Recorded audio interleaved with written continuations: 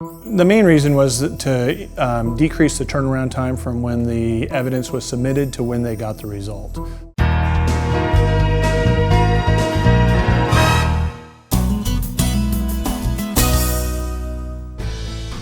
Let's take an inside look for answers and discover how the Jackson County Sheriff Fingerprint Lab is making our community safer. I'm Jesse Burns with Jackson County Close-Up, and I'm here today with Community Service Officer David Rathman, who is a latent fingerprint examiner at the Jackson County Sheriff's Fingerprint Lab. David, thank you so much for joining us today. You're welcome. The Jackson County Sheriff's Office has an in-house fingerprint lab. How long have we had this? We've had it for about 8 or 9 years. Why did the Sheriff's Department feel it was important to have this fingerprint lab? The main reason was to decrease the turnaround time from when the evidence was submitted to when they got the result. And prior to that, all of our evidence was going to the Oregon State Police Crime Lab, and they were processing evidence from all over the state. So the turnaround time was not what the Sheriff's Office was looking for.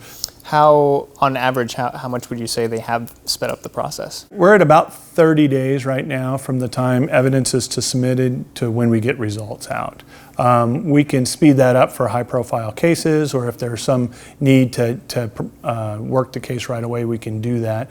Compared to what is it without the lab? It can be up to 1.5 years before the results get back. And so it really does help our deputies with their caseload to get those turned around quicker. How is this lab helping to keep our community safer? With the turnaround time, the cases could be solved quicker now. If it's a burglary case or a case where they don't have a suspect, we are able to develop prints and find a suspect for them and give them back to the deputies or to the detectives. So a crime could actually be solved quicker than it was in the past. It also brings in-house the expertise of fingerprint examining, and so what we're able to do is train our deputies on how to take fingerprints out in the field.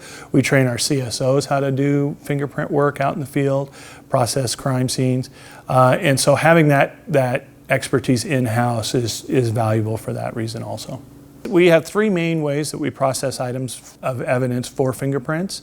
One is the powdering, and that's what you'll see on TV. When somebody has a crime scene at their house, you'll see technicians there and they'll be powdering a window and developing fingerprints on a window. But the piece of equipment we use the most is our Superglue Chamber, and basically what that is items of evidence are put in the chamber, some superglue is heated on an aluminum pad, and then the fumes from the superglue adhere to the fingerprints. We do have a vacuum metal deposition machine, and it takes a very small amount of gold and it vaporizes the gold, and then the gold adheres to the fingerprint residue just like the superglue did.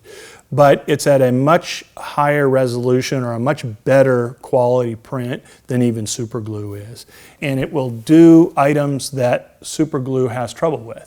So if there's an item that's been wetted, that was thrown in the river and then taken out and dried, usually superglue has trouble developing prints on those kind of things. Whereas the vacuum metal deposition, the VMD, will be able to develop those kind of things.